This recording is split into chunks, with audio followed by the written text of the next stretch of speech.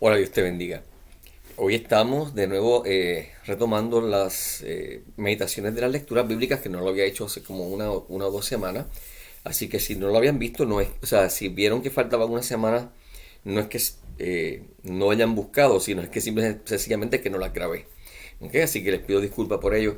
Pero hoy retomamos en el cuarto domingo de Cuaresma y también quería darles sobre todo una un agradecimiento en una forma especial a Vanessa, que siempre que hago uno de estos videos, siempre me escribe algo sencillito, gracias o lo que sea, pero es importante porque eso me hace saber que alguien por lo menos está viendo los videos y los está aprovechando, así que Vanesita, gracias. Retomamos, como dije, en la cuarta semana de Cuaresma, ciclo B, y vamos a comenzar como siempre en el nombre del Padre, del Hijo, del Espíritu Santo. Te pedimos, Señor, la gracia de comprender y convertir en vida, Señor, la palabra, que cuando tú nos hables, Señor, nosotros podamos responder y no se quede simplemente en escuchar, sino que sea en vivir. Que tu Espíritu Santo nos ilumine, nos capacite para esta y toda buena obra. En nombre del Padre, del Hijo y del Espíritu Santo. Amén. Vamos a ver, dice, lectura del libro de Crónicas. Dice, en aquellos días todos los jefes de los sacerdotes y el pueblo multiplicaron sus infidelidades, según las costumbres abominables de los gentiles. Recuerden, los gentiles son aquellas personas o aquellos pueblos que no son judíos, los judíos le llamaban los gentiles. Y mancharon la casa del Señor que él se había construido en Jerusalén. El Señor Dios de sus padres les envió desde el principio avisos por medio de sus mensajeros, porque tenía compasión de su pueblo y de su morada. Y esta palabra o esta frase va a ser precisamente el mensaje principal de esta semana, la misericordia del Señor, la compasión del Señor. Así que dice, porque tenía compasión de su pueblo y de su morada, pero ellos se burlaron de los mensajeros de Dios, despreciaron sus palabras, perdón, y se mofaron de los profetas, hasta que subió la ira del Señor contra su pueblo, a tal punto que ya no hubo remedio. Algunas cosas nunca cambian. La gente que dice lo que la gente quiere oír, siempre es reconocida, siempre es aplaudida. Aquellos que de alguna manera u otra son instrumentos del Señor o son cancelados, como es la nueva moda ahora, de que si a mí no me gusta algo, pues los cancelamos, o simplemente la gente los ridiculiza, la gente los desprecia. Así que siempre es la misma reacción de parte del ser humano. Yo no quiero escuchar algo, yo me tapo los oídos, cancelo, no quiero saber, pero eso no hace que las cosas cambien en el aspecto de que la ley de Dios y la palabra de Dios no cambia, el mensaje de Dios no cambia, y si el pueblo se cierra al mensaje de Dios, se hace de oídos sordos, Dios no tiene otra alternativa que actuar contra nosotros y llamarnos a conversión, castigarnos si es necesario para que podamos reaccionar. Así que las cosas no cambian, ¿verdad? Así mismo estaba el pueblo de Israel. Dice, los caldeos incendiaron la casa del Señor y derribaron las murallas de Jerusalén. Pegaron fuego a todos sus palacios y destruyeron todos sus objetos preciosos. Y a los que se escaparon de la espada los llevaron cautivos a Babilonia, donde fueron esclavos del rey y de sus hijos hasta la llegada del reino de los persas, para que se cumpliera lo que dijo Dios por medio del profeta Jeremías. Hasta que el país haya pagado sus sábados, descansará todos los días de la desolación, hasta que se cumplan los 70 años. Vamos a hacer una pausa aquí para que entendamos esa parte de la profecía. El pueblo de Israel, desde el principio, Dios le dio unos mandamientos. La semana pasada, de hecho, en la lectura mencionaba los mandamientos. Recordando que son mandamientos, que no son sugerencias. Y que estos mandamientos no han cambiado. Que el mismo Jesús dijo bien claramente, el que enseñe a no cumplir uno de estos mandamientos será el más pequeño en el reino de los cielos, y aquel que le enseñe a los demás a cumplirlo será el más grande. Porque él dice bien claramente, yo no vine a eliminar la ley ni los profetas, yo vine a cumplirlo. Cristo, cuando resume los 10 mandamientos en dos, no está diciendo los 10 mandamientos son innecesarios, no está diciendo los 10 mandamientos pasaron de moda, está diciendo los 10 mandamientos se resumen en dos cosas, hay que cumplirlos. Se resumen en amar a Dios sobre todas las cosas y al prójimo como a ti mismo. Si recordamos, precisamente cuando aquel joven rico fue donde él le dijo, ¿qué puedo hacer para salvarme? Él le dijo, guarda los mandamientos. Él no le dijo, bueno, pues yo te voy a dar 2 mandamientos nuevos porque los 10 ya no sirven. Él dijo, guarda los mandamientos. Así que recordando esto, la importancia de que los mandamientos siguen estando vigentes, recordemos que uno de ellos le decía al pueblo judío santificar las fiestas, guardar el sábado. Nosotros los cristianos ya no guardamos el sábado, guardamos el domingo. ¿Por qué? Porque nosotros creemos en una nueva creación, en una nueva alianza, sellada por la muerte y resurrección de Jesucristo. Cristo resucita un domingo.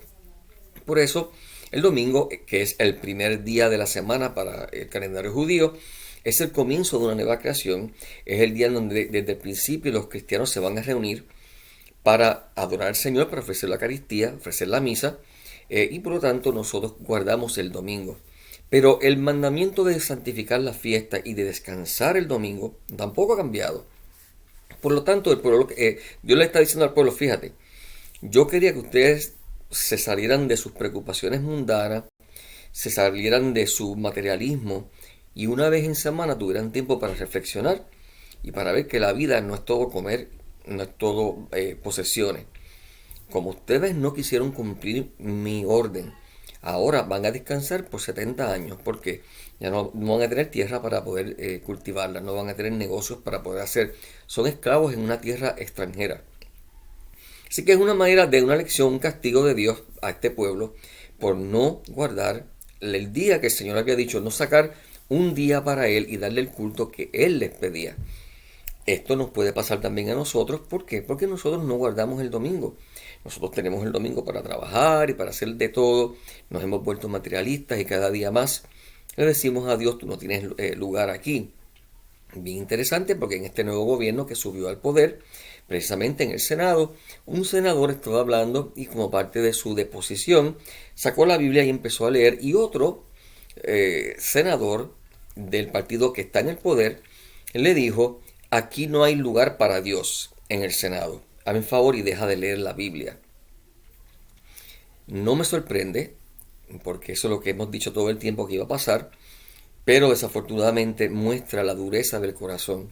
Y si Dios decidió castigar a su pueblo de esa manera, puede todavía también decidir castigarnos a nosotros, porque Dios no cambia. Esta idea de que ese era el Dios del Antiguo Testamento que castigaba es totalmente ilusa, por no decir una palabra que sea más fuerte. Si no me creen y creen que solamente es el Dios del Antiguo Testamento el que castiga, léanse Hechos 5, el relato de Ananías y Zafira, y sobre todo, vamos a un hecho histórico más grande. Jesús le dijo a los judíos, por no reconocerme como su Mesías, ¿okay? Su ciudad, el templo, Jerusalén entera, será destruida. Y fue destruida de una forma horrible en el año 70 después de Cristo. Y él dijo bien claramente, como castigo por no haber recibido a quien pudo haberle salvado. Así que el Dios del Nuevo Testamento, como algunas personas piensan, como si hubiera dos dioses diferentes, por supuesto que castiga. Hebreos 12 lo dice bien claramente. Así que es importante, quizás podemos verlo así como dije en otro video. Nosotros hemos vivido una vida materialista y ahora en este último año que llevamos de esta pandemia del COVID hemos tenido que cambiar de vida y hemos tenido que reflexionar muchas cosas y hemos tenido que pensar que somos mortales, que no estamos eximidos de morir. Hemos tenido que ver que nuestra vida vacía, en donde yo quería una vida de placer, no quiero tener hijos, no quiero tener nada, porque yo lo que quiero es brincar, saltar y pasear nada más y no pienso en nadie más que en mí, en darme placer. Ahora esas personas son las más que sufren de soledad en medio de la cuarentena y todo el tiempo que hemos estado guardados. Así que todo esto son signos, son llamadas de Dios. ¿Es un castigo? No lo sé. Yo no soy profeta. Dios no me dijo, mira Tommy, dile al mundo que yo los he castigado con esto. Yo no puedo decir eso, yo no puedo hablar de parte de Dios. Pero de que es un signo y que es una llamada, sí, de eso no tengo lugar a dudas. Entonces, en el año primero, Ciro, rey de Persia, en cumplimiento de la palabra del Señor por boca de Jeremías, movió el Señor el espíritu de Ciro, que mandó a publicar la palabra y por escrito en todo su reino dijo, así habla Ciro, rey de Persia, el Señor, el Dios de los ejércitos, me ha dado todos los reinos de la tierra. Él me ha encargado que le edifique una casa en Jerusalén, en Judá. Quien de entre ustedes pertenezca a su pueblo, que sea su Dios con él y que suba. Palabra de Dios. Te alabamos, Señor. En esa primera lectura vemos entonces cómo Dios mueve el corazón de Ciro, un rey persa, no es un rey judío, y habla en nombre del Dios poderoso, un Dios que él no lo conoce, pero haciendo alusión a la forma en que los judíos llaman a su Dios. Entonces dice, pues mira, es tiempo de que vayan y reconstruyan su ciudad, reconstruyan su templo, porque él sabe, entre los judíos que están en su país como esclavos, que para ellos el templo era lo más importante. Hay muchos salmos escritos diciendo de cómo ellos lloraban y se lamentaban en los ríos de Babilonia, esperando cuánto pudieran volver a ver a ver a su templo y ver a su ciudad Jerusalén Santa y demás. Así que el rey les da la orden de volver. Y el profeta nos deja ver cómo esto no fue casualidad, sino que fue plan de Dios, y Dios movió el corazón de este hombre de esa manera. Así que el Dios que se acuerda de su pueblo, el Dios que tiene compasión, cuando se cumplieron los 70 años del castigo, movió el corazón de este rey para que los dejara regresar. El Salmo dice que se me pegue la lengua al paladar si no me acuerdo de ti. Precisamente resalta esa misericordia de un Dios siempre Padre, siempre dispuesto a escuchar nuestra oración y siempre dispuesto a cuidar de su pueblo si su pueblo se deja cuidar, si su pueblo vuelve a él. La segunda lectura de Pablo está tomada de Pablo a los Efesios y dice, Dios rico en misericordia. Una vez más vemos el tema, Dios rico en misericordia, por el gran amor con que nos amó, estando nosotros muertos por los pecados, nos ha hecho vivir con Cristo. Por pura gracia están salvos. Nos ha resucitado con Cristo Jesús y nos ha sentado en el cielo con Él. Así, claro, esto no ha ocurrido todavía para cada uno de los que estamos vivos, pero es una certeza de parte de Pablo de que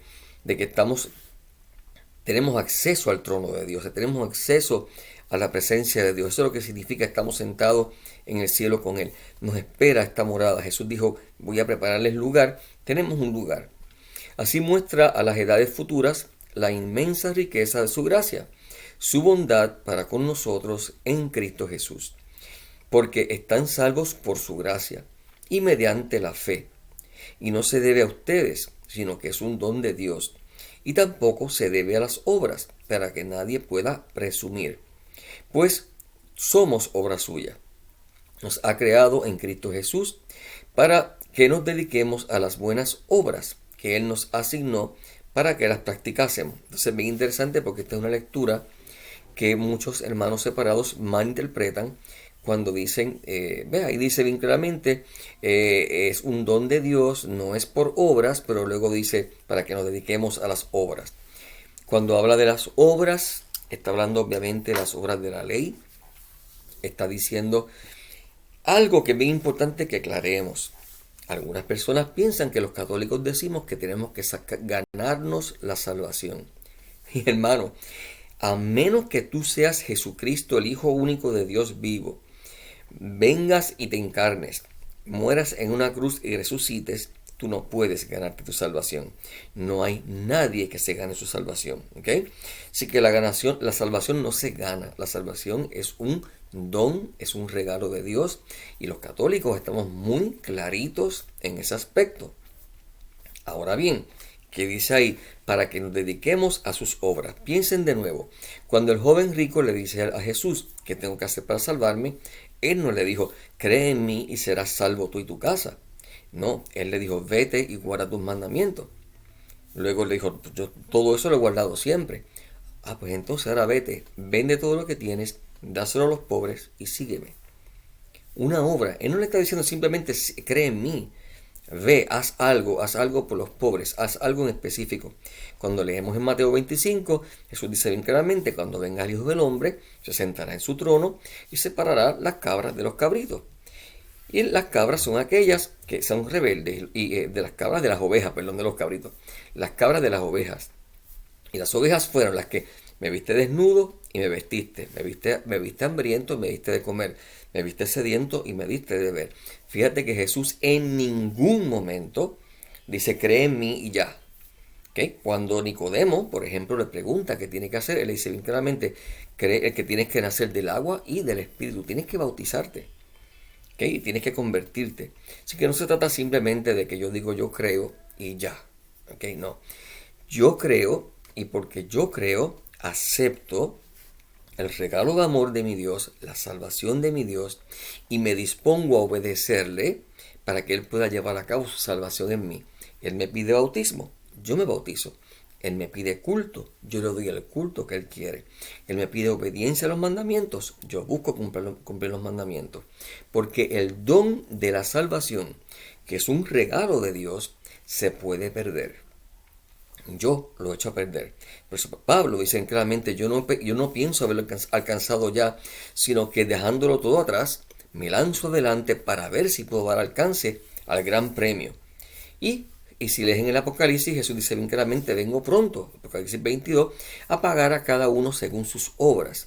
Así que las obras no me ganan la salvación, las obras me disponen a recibir la salvación y a conservarla. Y me hacen más y más imagen de Él.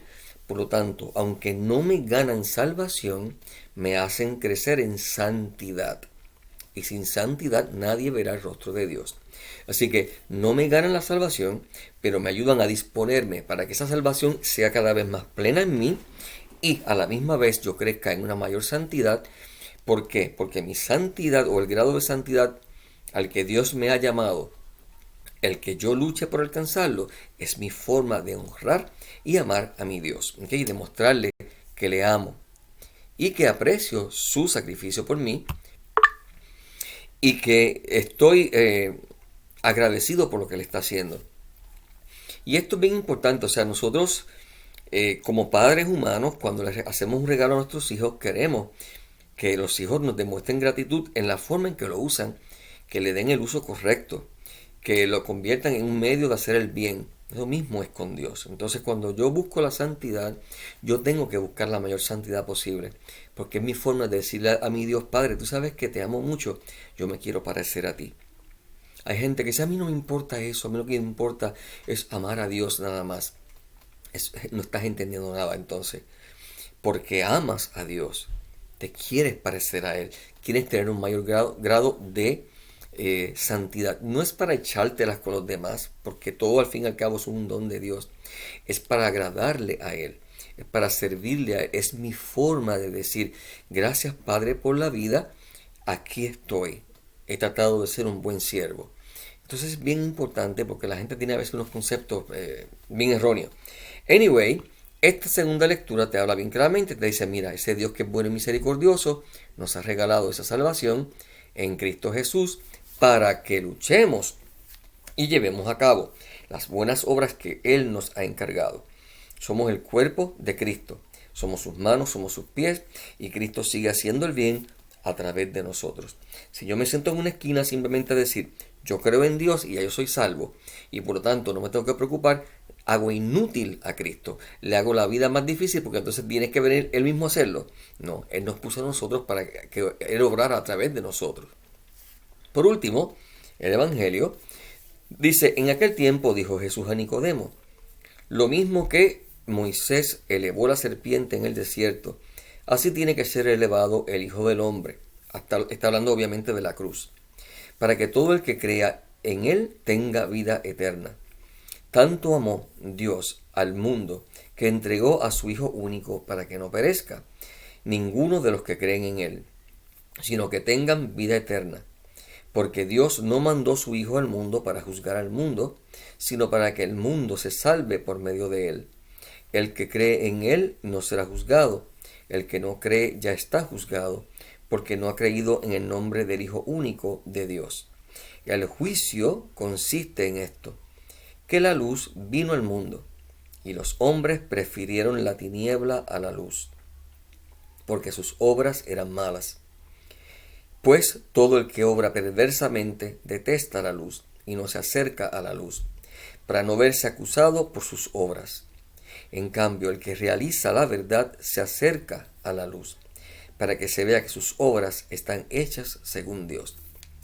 Esta lectura, Juan 3, es una continuación de lo que ya les dije antes, cuando Nicodemo habla con él, con Jesús, que él le dice, tienes que nacer de nuevo del agua del Espíritu, tienes que bautizarte y tienes que llegar a una nueva vida.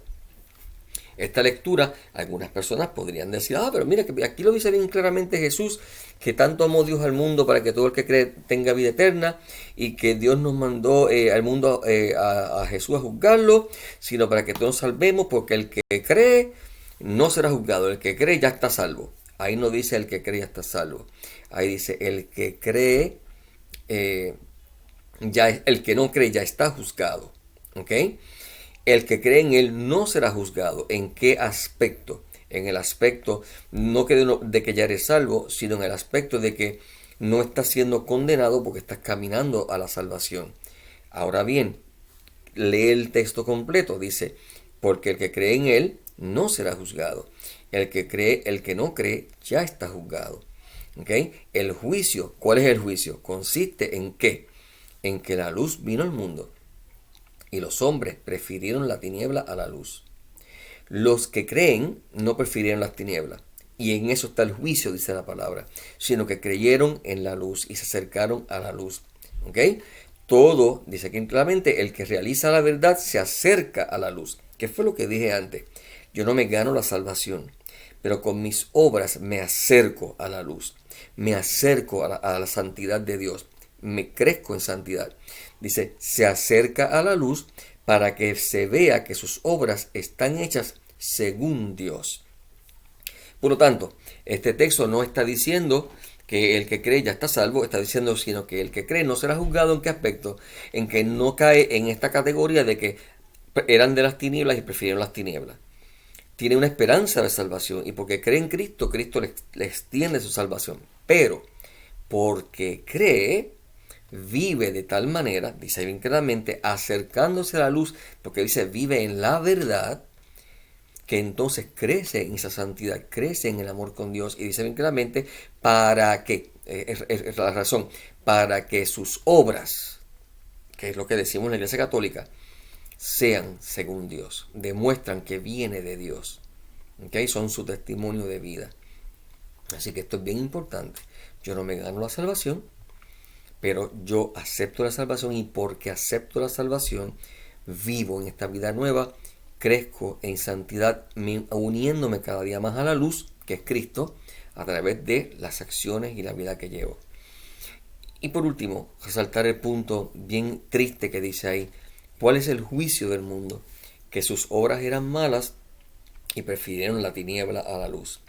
Vivimos en un mundo en que prefiere las tinieblas a la luz. Vivimos en un mundo en que cada día más, como dije ahorita, no queremos a Dios en nada. Queremos sustituir absolutamente todo concepto de Dios y todo el derecho que tiene Dios para determinar lo que es bueno y lo que es malo. Se lo queremos quitar. Como hemos dicho antes, los mandamientos que vimos la semana pasada dicen no matarás, y yo le añado a menos que sea un bebé y no te sea conveniente. A menos que ese bebé tú no te sientas preparado o preparada para tenerlo. A menos, no, ahí no dice para nada a menos, no matarás. ¿Okay? Que es lo que de hecho lo que el texto en hebreo dice es no derramarás sangre inocente. ¿Okay? Por eso es que en guerra o en una defensa propia, yo si tengo que matar puedo hacerlo porque no es sangre inocente. Pero el bebé es sangre inocente. Y tenemos ahora que ya tenemos grandes legislaciones para una vez más darle, el diablo está celebrando una victoria temporera, pero está celebrando. ¿Por qué? Porque volvieron a inyectarse de millones y millones y millones de tu dinero y de mi dinero a Planned Parenthood para que sigan asesinando niños y sigan ofreciendo bebés en el altar del demonio, en el altar del asesinato de niños desde el vientre de la madre. ¿Okay? Fue lo que la gente quiso supuestamente, pues ahí estamos, ahora lo estamos viviendo. ¿Y qué más se nos está promoviendo otra vez ahora por ojo que nariz? cada vez más leyes, especialmente en Puerto Rico, para que los padres ya no tengan poder decisional sobre los hijos, sino que tengan que enseñarle a los niños con el abecedario gay, todas las diferentes géneros que hay y que cada día se van a seguir multiplicando según diferentes personas quieran seguir inventando uno nuevo, porque Dios no tiene nada que ver.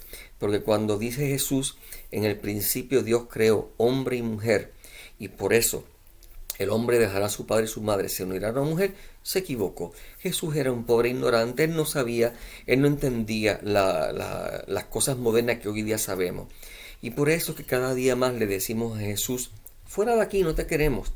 Pero luego nos toca un COVID, nos toca una muerte y ¡ay! ¿Dónde está el Dios misericordioso? ¿Y dónde está el Dios que no escucha la oración? Ven nuestra forma de actuar y ven lo que nuestra sociedad está promoviendo. Ven la manera en que traicionamos nuestra fe dentro de la misma iglesia.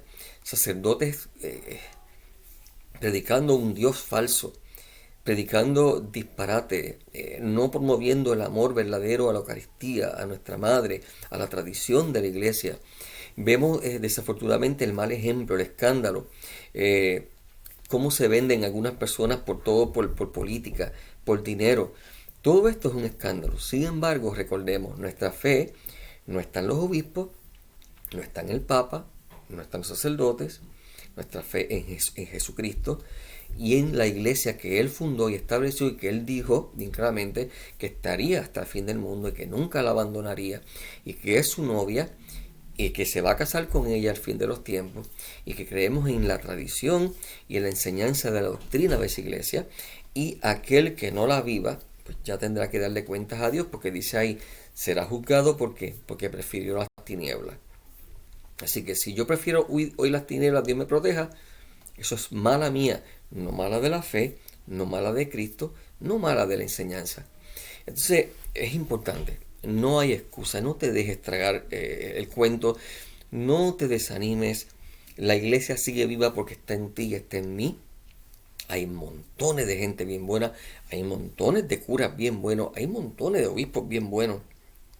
Desafortunadamente siempre se hace ruido con los malos. No te tragues los medios de comunicación y las noticias que están totalmente compradas con agendas políticas y no te tragues tampoco los medios de comunicación, la cultura esta de la cancelación. Todo esto son intereses que responden a lo que se busca. Que se busca que el gran reset, que es lo que se quiere promover, aquella idea de que entonces se cancelaron todas las deudas y la gente va a decir, wow, qué bueno, porque no vas a tener nada y no vas a tener y vas a ser más feliz, como te dicen ellos.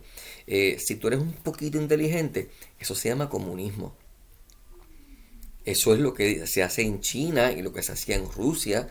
Es la idea de que todo es del gobierno. Claro, ellos se reparten con la cuchara ancha, pero tú y yo recibimos lo que ellos nos quieran dar, si es que nos lo dan, y siempre y cuando no los enojemos, porque si hacemos algo que ellos no quieren, nos lo quitan todo porque no tenemos nada. No seas tonto, eso se llama comunismo, eso se llama socialismo, eso ha estado por décadas y ha sido horrible en muchos países. Me da pena con nuestros hermanos cubanos y nuestros hermanos de otros países comunistas que han huido y han luchado por entrar a Estados Unidos y ahora se enfrentan con una nación que está coqueteando con la idea de ser lo que precisamente de lo que ellos huían.